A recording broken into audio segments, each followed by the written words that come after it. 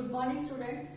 आज का हमारा टॉपिक है विराम चिन्ह। विराम चिन्ह, विराम का अर्थ होता है रुकना, चिन्ह का मतलब होता है निशान, रुकने का निशान। विचारों को प्रकट करते समय वाक्यों के बीच में या अंत में रुकने के लिए जिन चिन्हों का प्रयोग किया जाता है उन्हें विराम चिन्ह कहते हैं।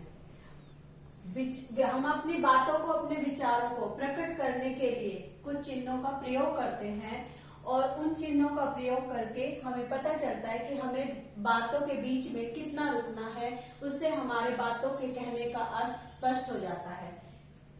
विराम चिन्ह हम आज आपकी क्लास में हम 4 विराम चिन्हों के बारे में पढ़ेंगे। नेक्स्ट क्लास में जाओगे आपको उसके अलावा भी और कुछ विराम चिन्ह होते हैं, उनके बारे में आप पढ़ोगे। आज हम आपकी पाठ्य पुस्तक के 4 विराम चिन्हों के बारे में पढ़ेंगे। आज हम आपकी पाठ्य पुस्तक में 4 विराम चिन्हों के बारे में पढ़ेंगे, जिसमें पहला है पूर्ण विराम। पूर्ण विराम का चिन्ह होता है ये। उसके बाद है अल्प विराम, जिसका चिन्ह होता है एक कोमा। प्रश्न चिन्ह, जिसका चिन्ह ये होता है, और विस्मय आदिबोधक चिन्ह, जिसका चिन्ह ये होता है। ठीक है। Good morning students. आज का हमारा टॉपिक है विराम चिन्ह। विराम चिन्ह, विराम का अर्थ होता है रुकना और चिन्ह का मतलब होता है निशान, मतलब रुकने का निशान। हम वाक्य में कई बार होता है कि हमें कहीं ना कहीं रुकना होता है, हमें अपने भावों को व्यक्त करने के लिए सही जगह पर रुकना होता है। जैसे अगर मैं कहूं उसे रोको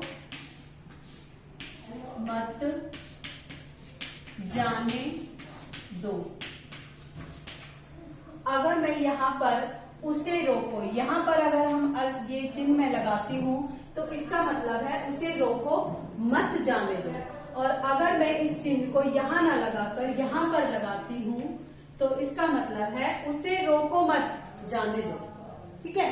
पहले वाक्य में हमने कहा है कि उसे रोक लो, जाने नहीं देना है, और इस दूसरे वाक्य में मैंने जब लगाया है तो इसका मतलब है उसे रोकना नहीं है, उसे जाने देना है। ठीक है। तो इस तरह से वाक्य में हम चिन्हों का जो प्रयोग होता है उससे हमें पता चलता है कि इसमें कहने का भाव क्या है और इसमें इसके बात को कहने का अर्थ क्या है। विराम चिन्ह हमारी अभी हम 4 विराम चिन्हों के बारे में पढ़ेंगे। आप नेक्स्ट क्लास में जाओगे तो आप इसके अलावा भी कुछ और चिन्हों के बारे में जानोगे। सबसे पहला जो विराम चिन्ह है हमारा वो है विराम चिन्ह, पूर्ण विराम। पूर्ण विराम, पूर्ण विराम मतलब पूरी तरह से रुकना। इसमें कर्ता, क्रिया सब कुछ होता है, कर्म भी होता है, क्रिया भी होती है। इसमें हमारा वाक्य जो होता है वो पूरा होने पर ही हम इस चिन्ह को लगाते हैं, तो इसको हम बोलते हैं पूर्ण विराम। पूर्ण विराम का चिन्ह ये होता है, ये पूर्ण विराम का चिन्ह है। तो पूर्ण विराम, माता जी खाना बना रही है, बच्चे खेल रहे हैं, बच्चे भाग रहे हैं, फसल उग रही है। तो इस तरह से इस तरह का जो होता है वो वाक्य जो होता है पूर्ण होने पर ही हम इस चिन्ह को लगाते हैं। दूसरा जो हमारा चिन्ह है वो है अल्प विराम। अल्प विराम मतलब पूर्ण विराम से थोड़ा रुकना होता है हमें। जब हम बात में जब दो तीन चीजें होती है, 2-3 नाम होते हैं, तो उनके बीच में हम इस चिन्ह का प्रयोग करते हैं। जैसे राम, सीता और लक्ष्मण वन को गए। राम और सीता, यहाँ पर राम और सीता और लक्ष्मण, तो हम बार बार और नहीं लगाएंगे, यहाँ पर हम इस चिन्ह का प्रयोग करेंगे। ये होता है अल्प विराम।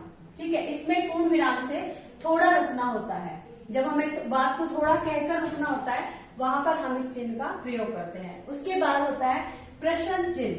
प्रश्न चिन्ह में जब हम किसी चीज के लिए प्रश्न करते हैं तो वहां पर हम इस चिन्ह का प्रयोग करते हैं। जैसे तुम्हारा नाम क्या है, तुम कहाँ रहते हो, तुम कहाँ जा रहे हो, तुम क्या खा रहे हो, तो वहां पर इसमें इस चिन्ह का प्रयोग किया जाता है प्रश्नवाचक चिन्ह। इस चिन्ह को कहते हैं प्रश्नवाचक चिन्ह।